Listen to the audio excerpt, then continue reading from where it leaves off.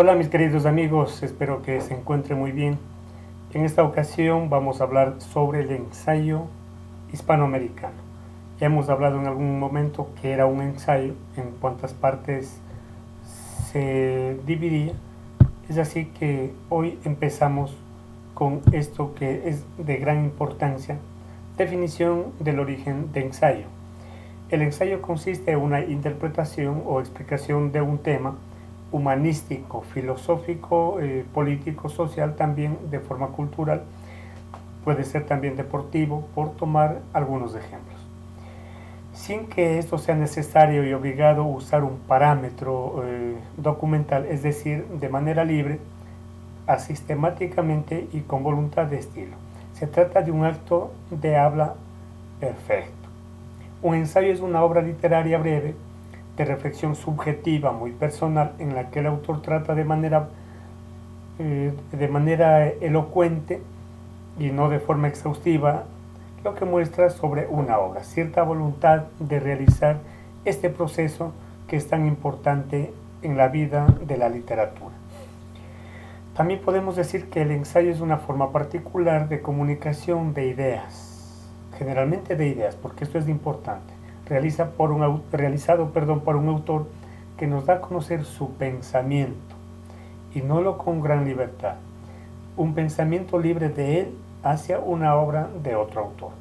Es un escrito en prosa, generalmente breve, que expone con rigor sistemático, pero con hondura, con madurez y sensibilidad, con una interpretación personal sobre cualquier tema o obra literaria, ya sea de cualquier tema que hemos tratado de forma actual, como le habíamos dicho en otra ocasión. Algunas características del ensayo hispanoamericano. Recuerden, Hispanoamérica es la parte donde en América hablamos español, empezando desde México, terminando por Chile. 1. Movimiento de lo abstracto a lo concreto, de la nostalgia del pasado a la angustia del presente. Ahora, ¿qué es esto de lo concreto a lo abstracto? Significa, lo concreto es lo que se puede percibir con los sentidos, una silla, una mesa, una persona, y lo abstracto hace referencia a lo que no podemos percibir, pero podemos conocer: la paz, la sensibilidad, el amor, entre otras.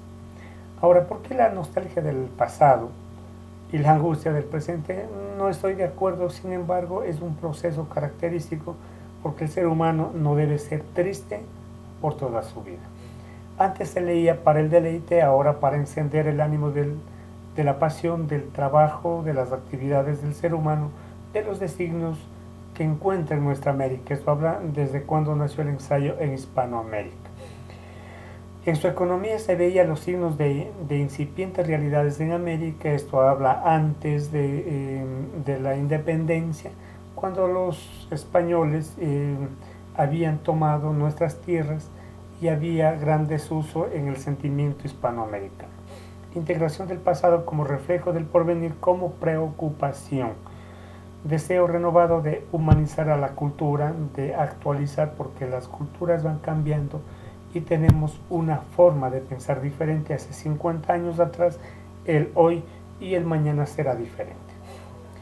Hay unos ensayistas que nos llama la atención, que empezaron a hacer ensayo en nuestra América en el siglo XIX. Estos son José Vasconcelos, Alfonso Reyes, Octavio Paz, Alfonso Caso, Carlos Fuentes. Son de diferentes países que iniciaron a hacer ensayo. También aquí tenemos, vamos a ver más adelante, que otras personas ayudaron para realizar este proceso. Ensayistas como del siglo XIX, Domingo Faustino Sarmiento de Argentina, Eugenio María de Hostos de Paraguay, José Martí de Cuba, Pedro Enríquez Ureña de Santo Domingo, Antonio S. Pedreira de Paraguay. Y en el siglo XX tenemos a Octavio Paz de México, Julio Cortázar de Argentina, Carlos Fuentes de México, y también otros que nos apoyaban desde Ecuador, también que nos fortalecían con esto del ensayo. La evolución del ensayo. El ensayo surge desde la Grecia. Vamos a ver un poco de historia, en donde hubo una muestra de incipientes articulaciones ensayísticas con Heródoto, historias. ¿Y qué los hacía Heródoto? un ensayo sobre Platón, sobre los diálogos, sobre Aristóteles, sobre la poesía, la obra dedicada a la tragedia griega, ¿no? Entonces, para no contar toda la obra, realizaban un ensayo. Había también en Roma los autores latinos cuyas obras aparecen con diversos relieves característicos del ensayo. Esos son, por ejemplo, Cicerón, que escribió libros sobre la vejez y la amistad. Séneca trataba cosas de moralidad, de ética, entre otros. Entonces, ahora vamos a conocer generalmente lo que nos sucede en este proceso con el iniciador del ensayo. Fue Montaigne quien empleó por primera vez la palabra ensayo para nombrar aquellas breves composiciones publicadas en 1580. Se trata, dice el escritor francés, de el ensayo de mis facultades. Si bien el término ensayos no representa género literario en sus inicios, muestra una noción de método y de desarrollo de un proceso intelectual. Esto lo dice García Barreiro en 1922 en la página 225. Y también vamos a conocer sobre el ensayo unas características muy reservadas. Su objetivo es inquietar más que dar ideas, se propone hacer pensar. Cuando no estamos de acuerdo, cómo terminó Caperucita, cómo terminó la novela de Fuentes, ¿no es cierto?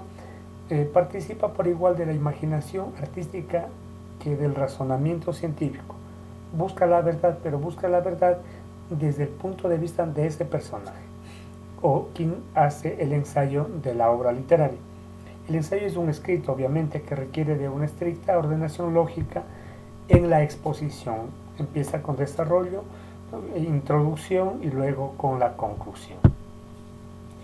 Los orígenes del ensayo hispanoamericano son inciertos, aunque muchos estudiosos acuerdan que el ensayo data de las guerras de la independencia, en donde nace el 10 de agosto de 1809 con el primer grito de la independencia acá en Ecuador. El género inicia como tal en las obras de Simón Bolívar y José Joaquín Fernández de Lizardi, cuya constancia temática es la búsqueda de identidad nacional y la soberanía de los pueblos de América, no los que imponían en ese entonces quienes estaban al mando, los españoles. Entonces vamos a tener aquí, al finalizar, características del ensayo literario un poco para que vean en macro. Tiene subjetividad, es decir, el pensamiento propio de sí, carácter dialogal, en donde dos o más personas desarrollan un pensamiento sobre una obra, digresiones, la diferenciación, cuando nosotros tenemos un proceso diferente de pensar. La temática libre, obvio, necesariamente no solo son obras literarias, sino de la cultura, de la religión y otros procesos.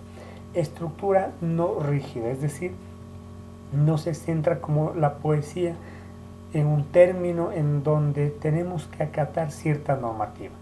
Esto es lo que es el ensayo hispanoamericano. Espero que les haya servido y nos vemos conmigo en otra oportunidad.